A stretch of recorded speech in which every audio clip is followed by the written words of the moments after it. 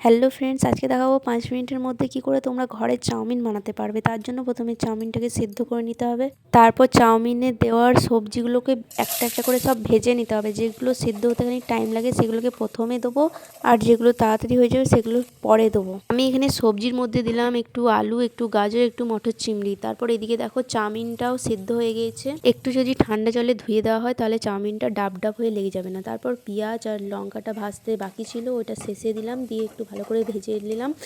তারপর লাল লাল একটু কালার চলে এলে এটা আমাদের ভাজা কমপ্লিট হয়ে যাবে। আমি ডিম দিয়ে করব, ওই জন্য তার জন্য দুটো ডিমকে ফাটিয়ে নিয়ে ভালো করে ডিমটাকে কুচি কুচি করে ভেজে নিতে হবে।